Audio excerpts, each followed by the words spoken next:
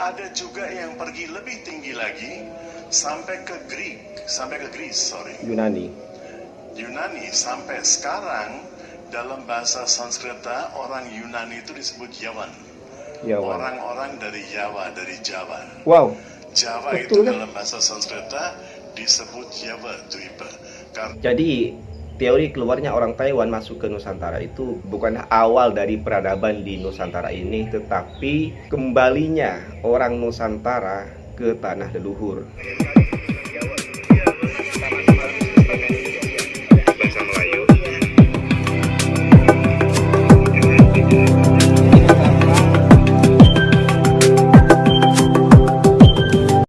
Hai, assalamualaikum warahmatullahi wabarakatuh. Welcome back to my channel. Jumpa lagi dengan saya Mr. Bas. Apa kabar Anda hari ini? Semoga dalam keadaan baik-baik saja, sehat walafiat dan dimurahkan rezekinya. Amin ya rabbal alamin.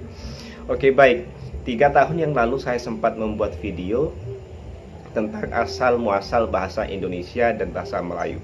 Alhamdulillah video tersebut mendapat sambutan yang sangat baik, mendapat reaksi yang sangat baik, dibuktikan view-nya yang cukup tinggi dan diskusi yang sangat menarik di ruang komen. Melalui diskusi itu, orang-orang yang menonton dan berkomentar, banyak sekali hal-hal yang baru saya ketahui, banyak sekali input, banyak sekali ilmu yang saya dapatkan.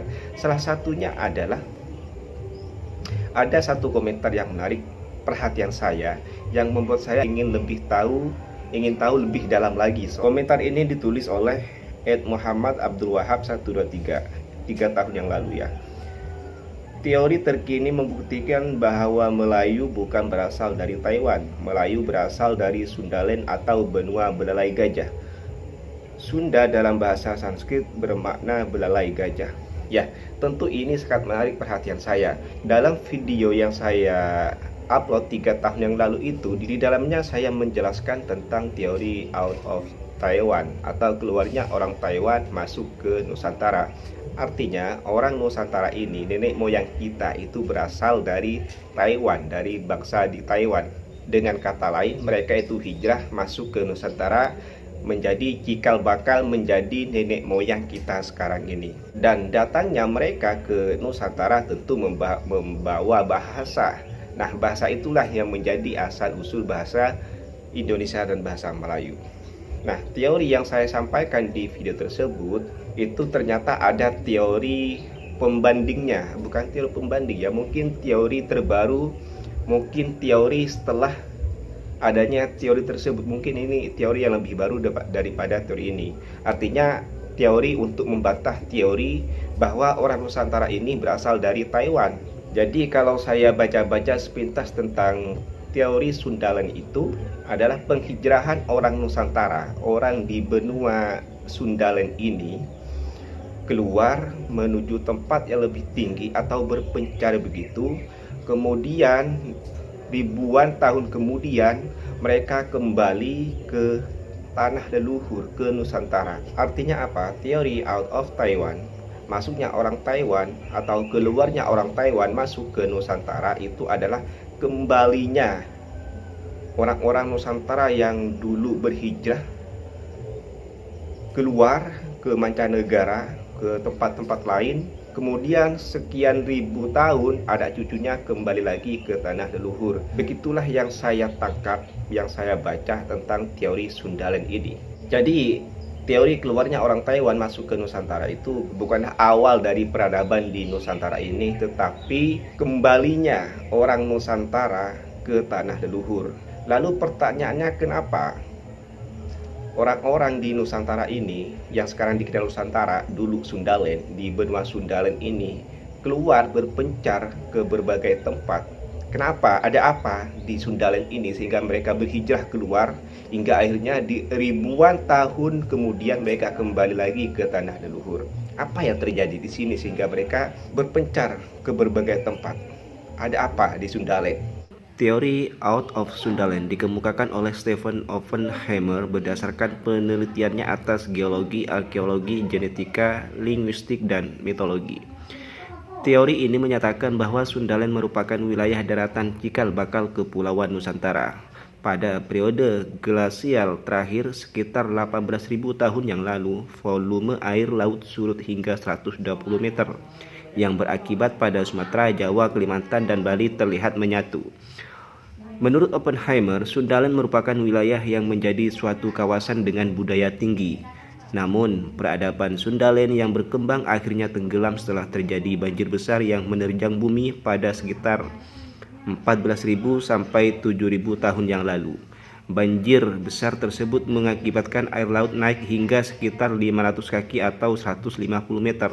Setelah wilayah Sundaland tenggelam, penghuninya kemudian mengungsi dan menyebar ke berbagai daerah, yang kemudian menurunkan ras-ras di bumi.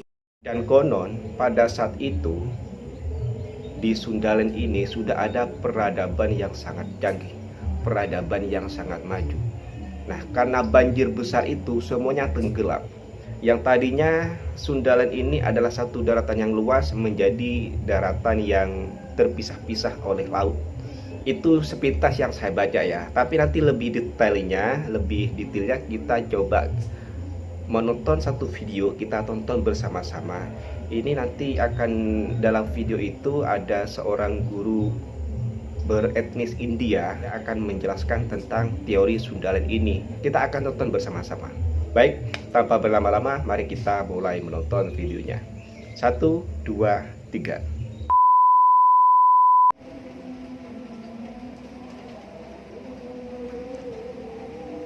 Anand Ashram Foundation.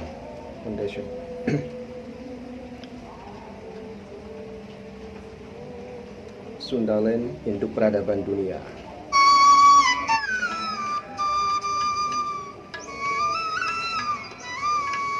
Foto-foto.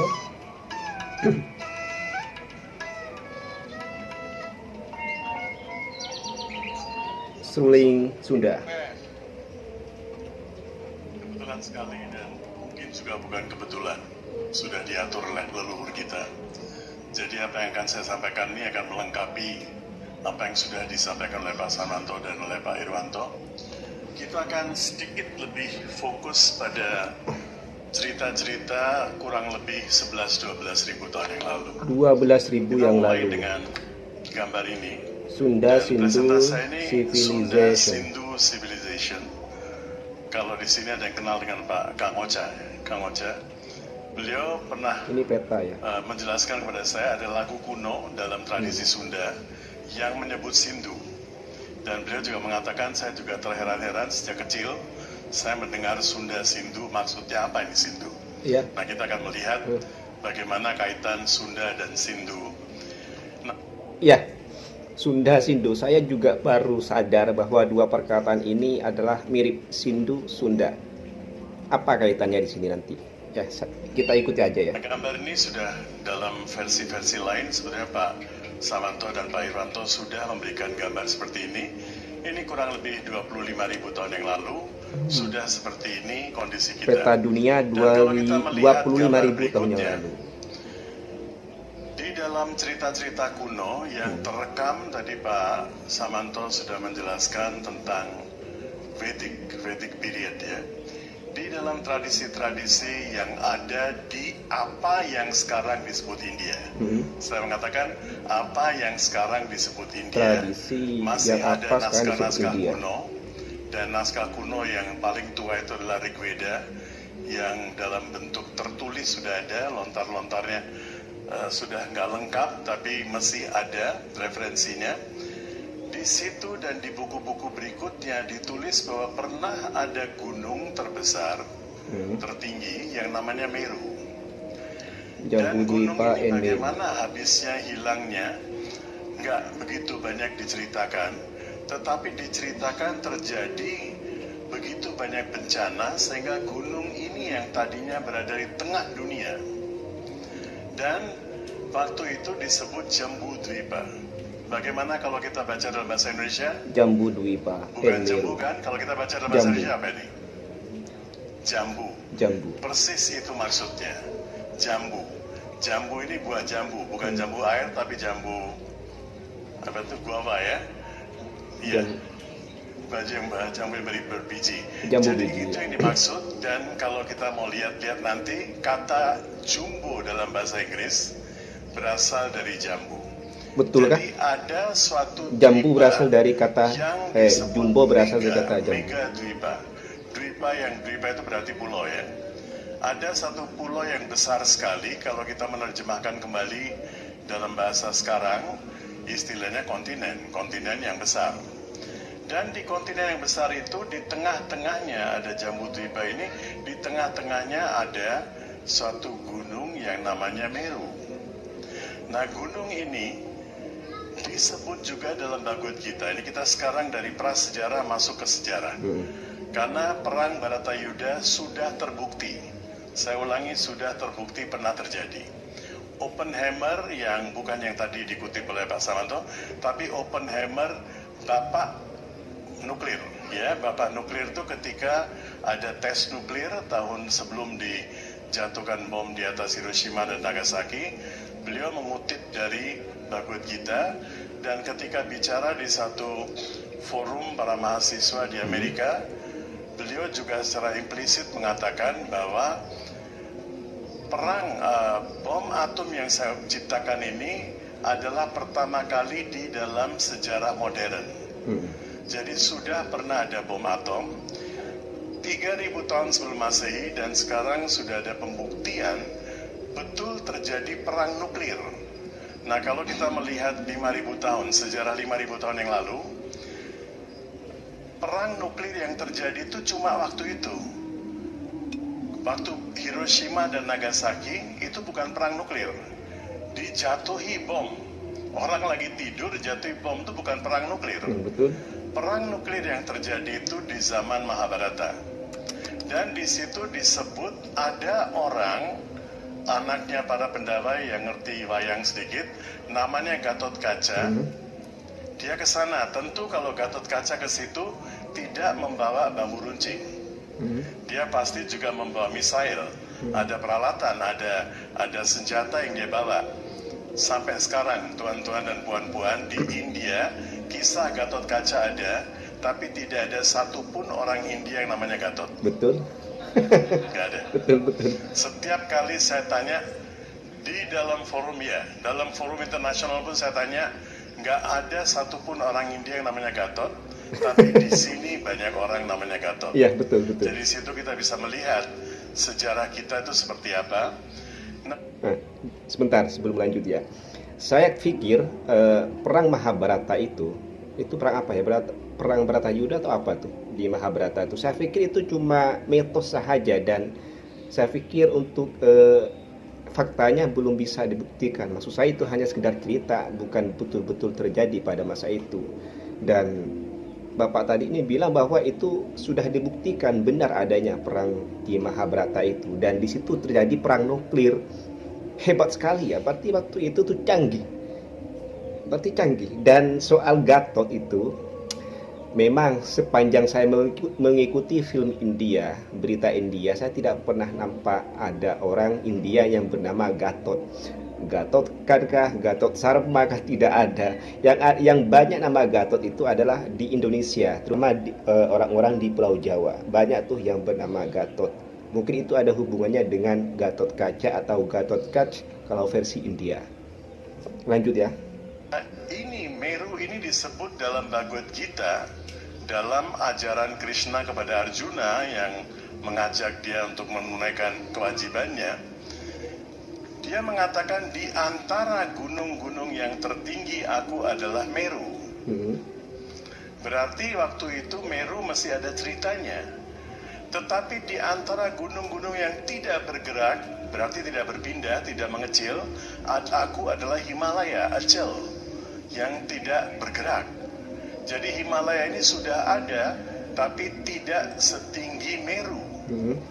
Dan di Himalaya sekarang, teman-teman yang sering main dengan kristal segala, kalian semua pasti tahu ada yang disebut Himalayan Salt. Ada garam Himalaya. Iya, betul. Nah, garam Himalaya ini bagaimana bisa ada garam kalau nggak ada samudra, nggak ada ocean, nggak ada laut. Jadi di situ yang sekarang kita sebut Himalaya itu dulu laut. Ya. Memang ada garam Himalaya. Kemudian lautnya itu karena climate change segala berubah seluruh peta dunia kita. Kalau kita melihat di gambar berikutnya, Samudra ada sekarang kita masuk kira-kira 12.000 tahun yang lalu. Gambar di kiri itu lukisan berdasarkan salah satu teks kuno yang disebut Bhagavad Purana. Banyak Purana itu berarti legenda. Oh, iya. Dalam legenda-legenda itu ditulis bahwa terjadi samudra mantan. Dalam bahasa Sanskerta, kalau diterjemahkan mengaduk samudra. Jadi samudra itu seperti diaduk. Kenapa bisa begitu? Karena samudra waktu itu, nah ini saya tulis di salah satu buku saya, samudra waktu itu laut menjadi begitu polluted, begitu terkontaminasi, sehingga gas-gas yang keluar, uap yang keluar dari samudra itu bukan lagi menurunkan hujan air yang bersih, tapi menurunkan air yang beracun. Sehingga ada dua kelompok manusia waktu itu, Sura dan Asura. Sura adalah orang-orang yang menghormati alam. Asura adalah orang-orang yang tidak selaras dengan alam. Sura adalah orang-orang seperti kita ini. Asura adalah orang-orang yang menitik beratkan hanya pada sains dan teknologi. Nggak mau ngerti human values, nggak mau ngerti soal kemanusiaan. Gitu ya? Tapi karena apa yang terjadi dengan climate change waktu itu, perubahan iklim waktu itu membahayakan kehidupan di seluruh dunia, maka Sura dan Asura bersatu untuk mencari solusinya. Dan solusinya itu terjadi suatu cleansing, membersihkan laut dengan salah satu cara yang kita sekarang nggak tahu. Dengan cara itu mereka membersihkan laut, lautnya bersih, semuanya oke, dan terjadi banyak sekali malapetaka juga, bencana alam juga.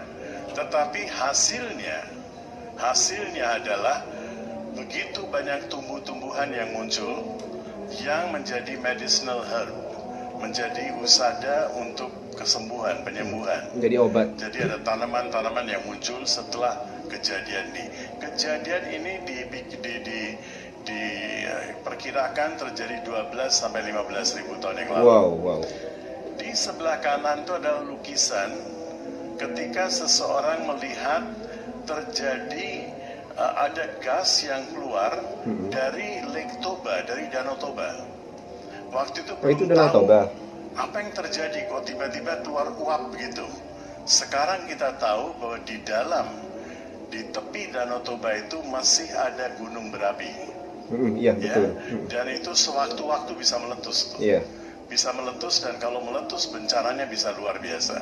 Karena ketika Lake Toba, ketika di situ gunungnya meletus, pasir dari gunung itu, pasir lawa dari gunung itu sampai ke Gujarat di India sekarang. Dan itu ada bukti-buktinya. Apapun yang saya berikan ini sekarang sudah ada pembuktian saintifiknya. Masih ada pasirnya. Jadi pasir itu bisa diketahui bukan pasir dari India, tapi pasir dari Sumatera. Nah, di bawah orang-orang di Thailand masih mengenang cerita itu, dan kalau kita pergi ke Thailand, di Bangkok, di airport Suwarnabhumi, kita melihat ada patung ini. Patung yang besar sekali, Suwarnabhumi. Di situ kita melihat ada patung ini. Nah, kalau kita melihat di gambar berikutnya, dari Gunung Padang, ini kita salah satu buku saya Gunung Padang ini saya penasaran juga mengatakan. Nah, kita melihat Gunung Padang ini entah berapa ribu tahun yang lalu, tentu sudah ada perkiraan dari Pak Irwanto, dari Pak Samanto. Nah, kalau kita melihat di atas itu, sisa-sisanya itu mengingatkan kita pada satu simbol. Dan simbol itu adalah swastika yang dicuri oleh Hitler. Ya, dicuri oleh Hitler. Nanti kita akan bicara sedikit filosofi dari swastika itu. Dicuri sama Hitler. Di bawah kita melihat sini, ini cuma lukisan saja. Ketika terjadi malapetaka semuanya itu, maaf sekali, ini presentasi ini bagian dari satu workshop kira-kira 5-6 jam, jadi kita ringkaskan. Sekian banyak kali terjadinya malapetaka, bencana alam, sehingga orang-orang dari sini, kepulauan kita mulai hijrah. Tolong saya diberi waktunya, sudah habis ya. 10 menit, oke. Mereka mulai berhijrah. Mereka berhijrah. Nah sekarang kalau terjadi malapetaka di sini, secara insting kita akan kemana larinya? Tempat Ke yang tempat tinggi. yang lebih tinggi. Dan mereka pergi ke tempat yang lebih tinggi. Sebagian ada yang ke India. India yang saya katakan itu sekarang, India yang kurang lebih seperti sekarang yang disebut Indian Subcontinent, di mana ada satu daerah yang disebut Sindh. Mereka sampai dan di situ mereka membangun peradaban berdasarkan pengetahuan dan ilmu yang mereka bawa dari sini. Nah, di sini kita masuk dalam sejarah sekarang. Karena di Sindh itu masih ada peninggalan-peninggalan yang bisa di arkeologi yang bisa kita tahu kira-kira apa ini. Nanti juga akan ada penelitian berikutnya seperti apa, dan ada juga yang pergi lebih tinggi lagi sampai ke Greece, Yunani. Sampai sekarang dalam bahasa Sanskerta orang Yunani itu disebut Yawan. Orang-orang dari Jawa. Wow. Jawa Betul, itu kan? dalam bahasa Sanskerta disebut Jawa Dwipa karena produksi barley. Sekali lagi, barley itu apa bahasa Indonesia-nya? Ya, bukan Jawa ya. Sekarang kita nggak makan, tapi barley itu adalah produksi utama kita waktu itu, sehingga disebut Jawa Dwipa. Jadi orang-orang yang pindah sampai ke Yunani itu disebut Yawan, orang-orang di Jawa. Kemudian mereka dari sana saling berinteraksi, intermarriages, kawin silang dan sebagainya, sampai ke Mesir. Mereka disebut dalam bahasa Sanskrit, sampai sekarang orang Mesir disebut Mishra. Mishra itu berarti kombinasi. Mereka itu campuran dari penduduk asli India, penduduk dari Jawa yang berhijrah, campurannya ke sana, sehingga kalau kita melihat 8-7 ribu tahun yang lalu, piramid di sana itu simple sekali. Tidak begitu banyak ornamennya, tidak begitu banyak apanya, cuma karena piramid di sana lebih banyak penelitiannya, kita lebih banyak tahu tentang piramid di Mesir ketimbang di Gunung Padang yang sudah hancur. Nah, di Sindhu itu mereka membangun peradaban yang sampai sekarang masih ada, dan peradaban itulah yang saya katakan berasal dari kepulauan kita. Berikutnya kalau kita melihat, sekarang ini tadi sudah banyak disebut oleh Pak Samanto, juga Pak Irwanto, ada Profesor Santos, kemudian ada juga Profesor Oppenheimer di situ yang banyak dikutip, tapi ada pemberitaan di mail di Inggris, kira-kira tahun, kalau nggak salah tahun 2000 berapa ya itu ya? 2016, mereka mengatakan sekarang ada pembuktian para arkeolog bahwa peradaban Sindhu itu lebih tua daripada peradaban Mesir dan Mesopotamia. Wow. Dan mereka mengatakan dulu Sindhu diperkirakan kira-kira usia 5.000 tahun. Sekarang diketahui bahwa Sindhu itu 7.500 sampai 8.000 tahun. Tapi ini salah. Untuk mencapai peradaban itu 7.500 tahun yang lalu pasti membutuhkan waktu juga.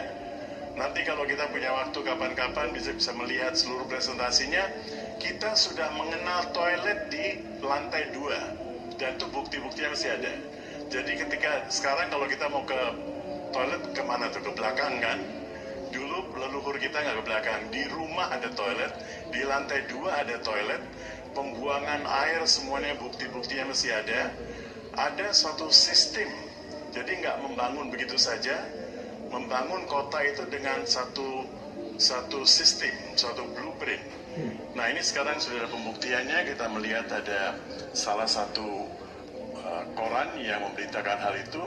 Berikutnya kalau kita melihat, nah ini kita melihat kira-kira 23.000 tahun sebelum Masehi sampai 15.000 tahun. Di sini kita melihat kita mulai membentuk peradaban kita ini yang sekarang kita sebut Sundaland dan sebagainya, itu mulai membentuk. Oh dulu satu kawasan ya, nyambung ya. Ini yang kiri ini, mengingatkan kita pada sesuatu nggak?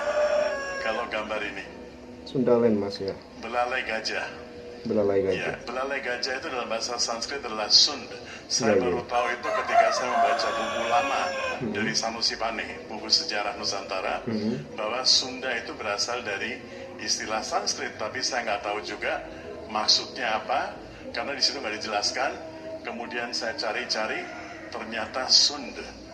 Jadi sudah berbentuk seperti belalai gajah, ya. Nah, kalau kita melihat sebelumnya, zaman-zaman yang tadi Pak Samanto dan Pak Riwanto mengatakan, seluruh peradaban Jembudwipa itu dari sekarang yang disebut Iran sampai perbatasan Australia. Itu seluruhnya. Kita mesti ingat yang suka cerita wayang bersama, Om Sangkuni. Kita mesti ingat cerita, Sangkuni, ya. dalam Mahabharata. Om Sangkuni itu berasal dari Jahat dia. Gandhar. Adiknya disebut Gandhari. Gandhar itu sekarang disebut Kandahar di Afghanistan. Ya, jadi dia tuh orang Afghanistan dan dia yang menyebabkan banyak masalah. Ya memang culas dia jahat. Ya, berikutnya kita melihat bahwa Jambudwipa ini prehistory 40.000 tahun sampai 100.000 tahun yang lalu sudah ada cerita tentang Jambudwipa dalam teks-teks kuno. Kemudian 12.000 tahun yang lalu Ramayana menyebut Swarna Bumi dan Swarna Dwipa. Dan dalam teks-teks bahasa Arab disebut Sarandip. Sarandip itu berasal dari Swarna Dwipa. Jadi di zaman Ramayana kita melihat bahwa sudah ada pulau-pulaunya. Sebelumnya kita mesti menyatu nih. Tapi di zaman Ramayana sudah ada pulau-pulaunya. Kemudian di literatur Sanskrit yang klasik sudah disebut Dwipantara. Dalam klasik Kawi kira-kira abad ke-6 sudah disebut Nusantara. Kemudian di Singapura tahun 1847 muncul istilah Indonesia dari Indos Nesos. Kemudian Indonesia, jadi kata India, Hindia itu tidak merujuk pada satu negara Republik India yang sekarang, bukan. Tapi satu peradaban yang berada di balik, di seberang sungai Sindhu. Dari Sindhu menjadi Indus, menjadi Indo, Indis.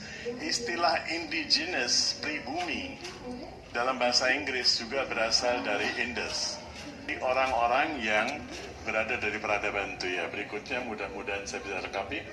Ini kita melihat dalam bahasa Vedic Sindhu, kemudian oleh orang-orang para pedagang dari Middle East, dari Timur Tengah, dari Persia disebut Hindu, oleh orang-orang dari China disebut Shinto. Kemudian kita melihat Indonesia, India, Sindhu, ini semuanya dari satu kata. Originally refers to geographical location. 1000 tahun yang lalu ada seorang sejarawan Arab, Al-Biruni, yang bukunya sampai sekarang mesti diterbitkan dalam bahasa Inggris, terjemahnya aslinya dalam bahasa Arab. Dia juga menyebut India, Hindustan, bukan sebagai negara Republik Indonesia yang sekarang, seperti yang Pak Samanto katakan tadi, tapi merujuk pada wilayah peradaban. Jadi beliau mengatakan orang-orang Hindu, bukan orang Hindu, dan tidak merujuk pada agama. Negara Kertagama di zaman Majapahit pun tidak mengatakan ajaran Hindu, ajaran Shiva dan Buddha. Jadi Hindu ini merujuk pada satu wilayah dan pada satu peradaban, bukan pada satu agama awalnya. Mulai dikaitkan dengan agama itu oleh Inggris untuk memecah belah kita. Oke, itu cerita lain lagi. Ya, selanjutnya kita melihat bahwa Sanatana yang tadi disebut oleh Pak Samanto juga, dalam bahasa-bahasa kuno disebut Rita atau Sanatana. Eternal berarti universal, dan Ritam bahasa Sanskrit yang awalnya itu adalah Ritam kemudian menjadi Dharma. Jadi orang-orang, kepercayaan yang selaras dengan alam, dalam bahasa Sunda disebut Wiwitan. Istilah Wiwitan dan Sanatana dalam bahasa Sanskrit ini maknanya persis sama, yang dari dulu sudah ada. Dan itu berkembang, orang Jawa menyebutnya Jawi, Kejawen, Karo menyebutnya Pemena, Batak Permalim, Dayak Kahayangan, di Campa adalah Campa Balamon, dan seterusnya. Ya, selanjutnya. Nah, kita ini salah satu filosofi kita ketika kita bertemu dengan orang, kita merangkap kedua tangan dan kita mengucapkan sampurasun. Ada yang mengucapkan Rahayu, Om Swastiastu, Swatika di Khmer, di Thailand, di Kambodia. Kemudian Majua-jua, Namaskar, sama maknanya aku menyembah Tuhan yang bersemayam di dalam diri. Jadi ketika kita merangkap kedua tangan tuh, mengatakan sampurasun, melihat kesempurnaan dalam diri orang lain yang maha sempurna itu. Ya, ini saya kira tinggal satu lagi kalau nggak salah ya. Ini sekarang kita melihat bahwa greeting ini, salam dengan cara ini yang sudah berasal 8.000 tahun yang lalu. Terakota itu ditemukan di reruntuhan di Sindhu di Pakistan sekarang. Terakota yang sampai sekarang masih utuh. Jadi terakota itu bukan dari Cina. Di sana masih ada terakota yang sampai sekarang masih utuh di museum dan sudah mengenal salam dengan cara itu. Yang awalnya lagi-lagi saya ingatkan, sebelum munculnya Sindhu itu ada Sunda, cuma kita tidak punya data yang lengkap. Dan di sana datanya kebetulan masih ada ya. Selanjutnya, cara bersalaman dan sampai kita melihat sampai buka mulut juga caranya begitu. Di Malaysia orang asli juga begitu ya. Apapun agama kita, tetap cara salam kita sekarang masih menggunakan cara yang sama ya. Ini ketika saya pergi ke mana di Toba ya. Di Toba mereka seorang guide yang ngerti, orang asli di sana, dia mengatakan bahwa rumah kita itu adalah salam. Jadi kalau orang dari jauh melihat rumah kita itu bentuknya seperti itu, sampurasun. Namaskar atau Swastiastu ya. Sampurasun. Nah ini makna dari itu swastika yang kita melihat di atas itu ditemukan di reruntuhan di Sindhu sampai sekarang masih utuh. Terakota 8.000 tahun yang lalu masih utuh ya. Berarti teknologinya sudah luar biasa. Ini kayak logo Nazi ya. Itu 8.000 tahun, di sebelah kanan itu kira-kira 5.000 sekian tahun. Jadi ketika kita mengatakan sampurasun itu excellence in every way. Semoga kamu mengalami kesempurnaan, hidupmu mengalami kesempurnaan dalam segala aspek. Segala aspek itu yang dimaksud itu adalah aspek dharma, karaktermu, kemudian aspek artha, kamu juga sejahtera, aspek kama, hubunganmu dengan masyarakat juga baik, dan aspek moksha, spiritualmu. Juga masih ada? Masih berapa ini? Hah? Selesai kan? Dengan itu kita selesaikan. Terima kasih.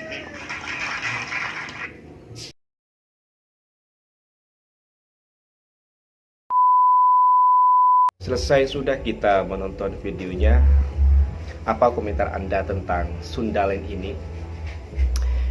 Kalau yang saya tangkap dari yang saya tonton tadi itu bikin saya agak tercengang juga gitu ya. Saya tercengang karena menurut tadi teori Sundalen itu, penerangan dari Guruji, betapa agungnya peradaban dulu di benua Sundalen nih.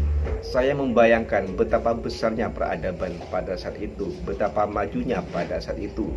Tadi juga dijelaskan ada perang Mahabharata, itu juga fakta katanya, betul-betul terjadi di masa lampau.